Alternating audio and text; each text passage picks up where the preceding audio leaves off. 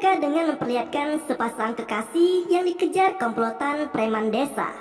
Mereka terpaksa masuk ke dalam hutan untuk menghindari kejaran para preman itu. Si pria memerintahkan ceweknya untuk bersembunyi, sementara ia akan menghadang preman-preman itu. Karena sendirian, si pria pun kalah.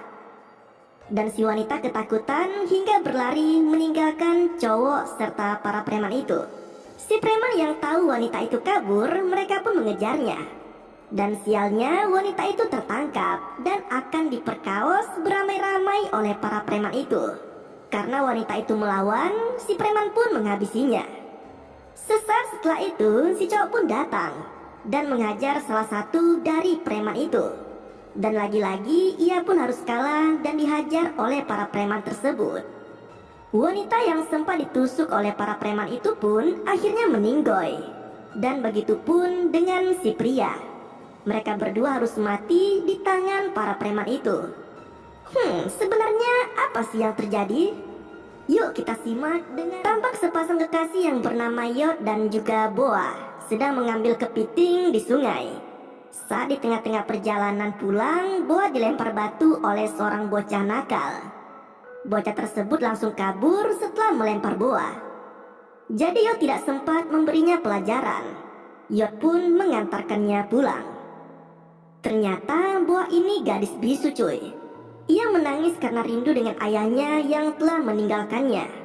Pokoknya Boa ini bisa dibilang sangat menderita. Ia juga dianggap rendah oleh warga desa karena kebisuannya itu. Kemudian ibunya mengajak Yod untuk berbicara. Ibunya melarang Yod untuk menemui anaknya lagi dan menyuruhnya untuk mencari gadis lain yang pantas berpasangan dengannya. Namun Yod sangat mencintai gadis itu. Jika sudah cinta, apapun akan dilakukan. Dan ia tetap bersikukuh akan menikahinya apapun yang terjadi. Sama halnya dengan ibu Boa, orang tua Yod juga tidak merestui hubungan mereka berdua karena mereka tak ingin melihat anak serta keluarganya dipandang rendah oleh penduduk desa gara-gara berpacaran dengan si gadis bisu itu. Kemudian ayah Yod memerintahkannya untuk berangkat kerja di kota. Hal itu ia lakukan untuk memisahkan secara perlahan hubungan antara anaknya dengan gadis bisu itu. Namun Yod tetap tidak mau. Di sisi lain tampak Chang serta teman-temannya sedang nongkrong di warung kopi. Chang menggoda pelayan warung tersebut dan sempat menggodanya dengan cara yang tak senonoh. Tak terima dengan perlakuan preman desa itu, pelayan tersebut menampar wajah Chang dan pergi begitu saja. Chang ini sudah memiliki istri, dan istrinya itu bernama Chin. Kemudian Chin memarahi Chang karena kerjanya Chang ini cuma ngabisin duit saja dan tak mengerti tanggung jawabnya sebagai seorang suami. Benar-benar sangat bangkit sekali si Chang ini. Tapi karena Chang ini preman, ia pun tak terima dibilang begitu sama istrinya. Chang malah membentak istrinya itu dan akibatnya Chin pergi sambil menangis terseduh-seduh. Yod dan Boa pun kembali melakukan rutinitasnya. Mereka berdua tampak berangkat ke sawah dengan sepedanya. Mereka berdua pun mencari ikan di sungai dan makan bersama dengan lauk ikan tangkapannya. Mereka tampak sangat menikmati momen berduaan itu. Kasih cinta dan tulus terpancar dari wajah kedua pasangan ini. Seolah tak ada pemisah asmara antara keduanya. Nah, sementara itu kedua teman Chang yang bernama Lek dan juga Pet, mereka tampak akan mencuri ikan milik ibu-ibu di sana. Dengan tidak ada akhlak, mereka mencuri ikan dari ibu itu dan lari dari sana. Yod dan Boa pun kembali pulang ke rumah mereka. Namun di tengah-tengah perjalanan, mereka dihadang oleh Chang serta anak buahnya. Preman-preman itu mengambil paksa ikan tangkapan Yod dan Boa. Yod yang tak terima mencoba mengambilnya kembali. Sempat terjadi keributan di sini. Boa juga sempat dilecehkan oleh Chang. Beruntung Chin datang dan memisahkan mereka, dan akhirnya para preman itu pun bubar. Nah, akhirnya sepasang kekasih itu pun pulang dengan selamat. Ayah Yod kembali mengungkit tentang hubungan Yod dan Boa.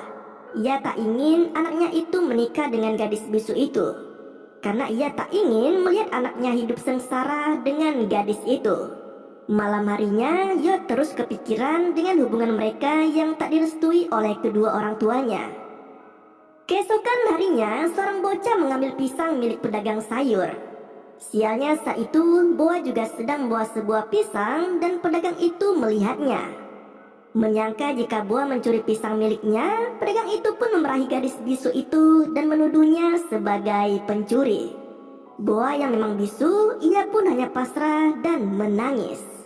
Sementara itu Ibu Yod melabrak Ibu Boa dan mengatakan supaya Ibu Boa melarang anaknya mengejar-ngejar putranya, karena ia tak ingin jika putranya itu menikah dengan Boa yang bisu itu. Dan hal itu pun didengar oleh Boa. Ia tampak sedih memikirkan hubungannya itu. Pikiran sedihnya itu tak mampu ia pendam dan akhirnya ia pun menangis di gubuk dan itu dilihat oleh Yod.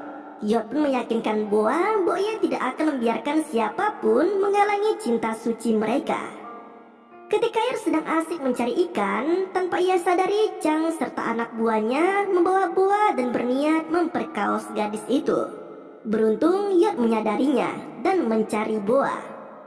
Boa yang tak ingin diperkaos oleh Chang, ia pun melawan preman itu.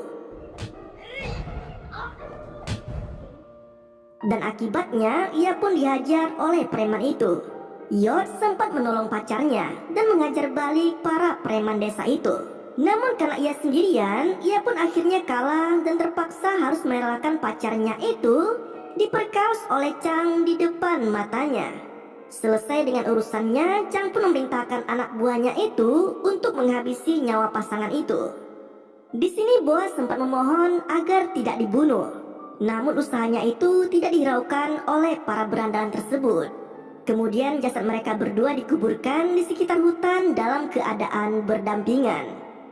Malam pun tiba. Ibu Boa sangat khawatir karena putrinya tak kunjung pulang. Pagi harinya ia mencari Boa ke rumah Yod dan menanyakan kepada orang tuanya. Orang tua Yod pun kebingungan karena putranya juga belum pulang ke rumah. Alhasil mereka pun mencarinya ke sawah namun tak menemukannya. Hingga pada saat mereka bertanya kepada ibu-ibu yang lewat di sawah itu, ibu-ibu itu melihat bahwa kemarin Chang serta kawanannya mengikuti Boa. Orang tua sepasang kekasih itu pun melabrak preman itu dan menyuruhnya mengaku bahwa ia telah membunuh Boa dan juga Yod. Namun sudah tentu Chang tak mau mengakuinya. Ibu Boa pun menyumpahkan bahwa jika Chang tak mau mengakui perbuatannya, langit akan mengadilinya. Para orang tua itu pun melaporkannya ke kantor polisi. Namun karena tidak adanya bukti dan saksi, polisi tidak bisa menindaklanjuti kasus hilangnya anak mereka. Polisi malah menyangka jika kemungkinan besar anak mereka nekat keluar kota untuk mencari pekerjaan dan hidup bersama. Mendengar penuturan polisi itu, mereka pun kecewa. Keesokan harinya, para preman itu kembali berkumpul dan hendak berburu di hutan. Namun ada yang aneh dari si Kaplek. Pikirannya tampak terganggu oleh sesuatu. Ternyata ia tidak bisa tidur nyenyak dan sempat mengalami mimpi buruk yang berkaitan dengan perbuatannya kepada Yod dan juga Boa. Seolah-olah arwah sepasang kekasih itu gentayangan dan menghantuinya. Lek menyarankan kepada Chang untuk mengakui perbuatannya. Sontak Chang pun marah.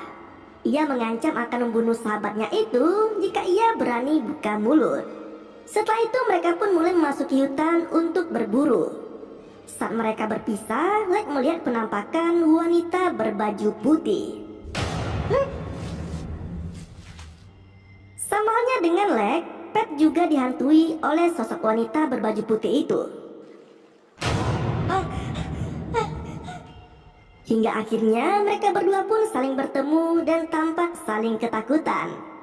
Mereka pun menemui Chang dan mengajaknya untuk pulang. Namun Chang tak mau dan akhirnya ia pun ditinggal oleh kedua sahabatnya itu. Nah rupanya Chang juga takut tuh berada di tengah hutan sendirian. Jadi ia juga memutuskan untuk pulang saja. Malam harinya saat Lex sedang memodol, ia tidak sengaja melihat ada sesosok putih yang tergeletak di tanah. Dan ia pun menghampirinya yang ternyata itu merupakan mayat seorang wanita yang tampak menyeramkan. Lex pun lari ketakutan.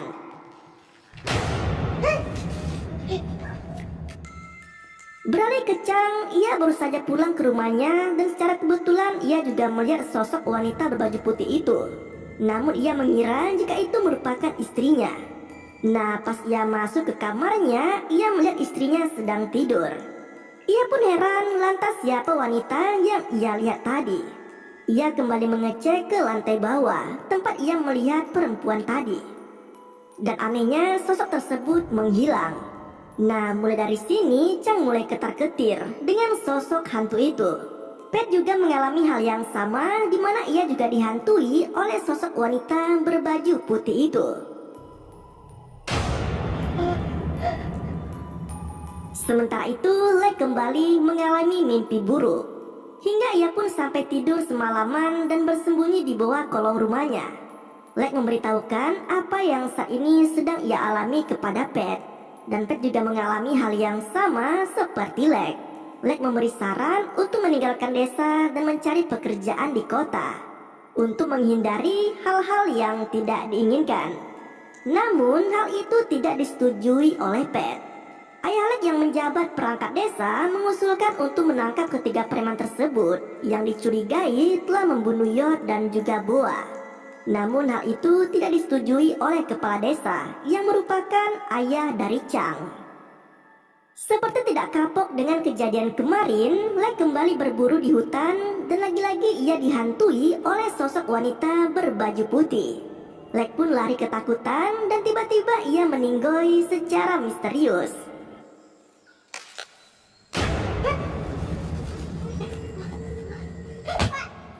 Meninggalnya Lek secara misterius membuat ayah Yod meyakini bahwa itu pembalasan dari alam atas perbuatan jahat ketiga preman itu. Ia pun memaksa Pat untuk segera mengakui perbuatannya sebelum terjadi sesuatu terhadap dirinya. Namun di sini Pat tetap tidak mau mengaku. Ayah Yod pun pergi dengan rasa kesalnya. Pat terus-menerus dihantui oleh sosok wanita itu. Hingga pada saat pagi tiba, ia pun memutuskan untuk sembahyang dan berharap Tuhan menolongnya.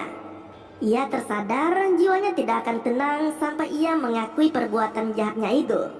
Ia lantas menemui Chang dan memintanya untuk mengakui perbuatannya kepada warga desa. Sudah tentu Chang menolaknya, dan akhirnya persahabatan kedua preman itu pun retak. Nah, malam harinya giliran Chang yang mengalami mimpi buruk. Ia bermimpi didatangi oleh kedua arwah Yod dan juga Boa yang hendak membunuhnya. Di pagi harinya, saat Pat menjala ikan, ia mendengar seseorang memanggil namanya. Dan tiba-tiba sesuatu dari belakang menyerangnya. Ceritanya Pat juga mati secara misterius. Dan karenanya, ayah Chang yang tidak mau anaknya bernasib sama seperti kedua preman itu, ia meminta Chang untuk mengakui perbuatannya. Namun Chang tetap tidak mau karena ia tidak ingin masuk penjara seumur hidupnya. Ia pun meminta ayahnya itu untuk menutupi perbuatannya. Hingga pada akhirnya, pada malam hari saat hendak tidur, Chang mendengar sesuatu menjatuhkan barang di lantai bawah. Ia yang dihantui rasa penasaran kemudian memeriksanya. Dan karena lampu di ruangan itu konslet, ia pun terpaksa menggunakan lilin untuk menerangi ruangan tersebut. Dan tiba-tiba sesosok berwajah mengerikan berada tepat di depannya. Preman satu ini pun ketakutan. Dan karena rasa takut yang amat besar, ia pun tak mengenali sosok wanita yang ada di depannya itu. Ia menusuk wanita itu menggunakan sebilah golok hingga wanita itu pun mati. Sesaat setelah itu ia tersadar jika yang dibunuhnya itu tidak lain ialah Chin, istrinya sendiri. Ia pun menyesali perbuatannya itu, namun itu sudah terlambat karena nyawa istrinya yang sedang hamil muda telah lenyap. Sesaat setelah itu seseorang memukulnya dari belakang hingga membuatnya tak sadarkan diri. Setelah sadar, ia sudah dalam keadaan terikat dan siap digantung. Ternyata itu ulah dari sepasang kekasih yaitu Yod dan juga Boa. Yang mana mereka berdua sebenarnya tidaklah mati. Mereka selamat dari kuburan yang dibuat oleh para preman itu. Lah, kok iso? Lalu mereka membalas dendam atas perbuatan Chang serta teman-temannya itu dengan menakut-nakuti mereka hingga membuat mental mereka menjadi down. Dan saat itulah mereka membunuh para preman itu. Dan kini giliran Chang yang akan mereka bunuh. Hingga akhirnya Chang pun juga mati di tangan sepasang kekasih itu. Sepertinya Boa belum puas dengan balas dendamnya, dan ia pun kembali mendatangi orang-orang yang pernah menyakitinya. Dan setelah Yod dan Boa puas membalas orang-orang yang pernah menyakitinya, mereka pun hidup damai jauh dari desa. Dan kisah mereka pun harus berakhir dengan cara yang tidak santuy.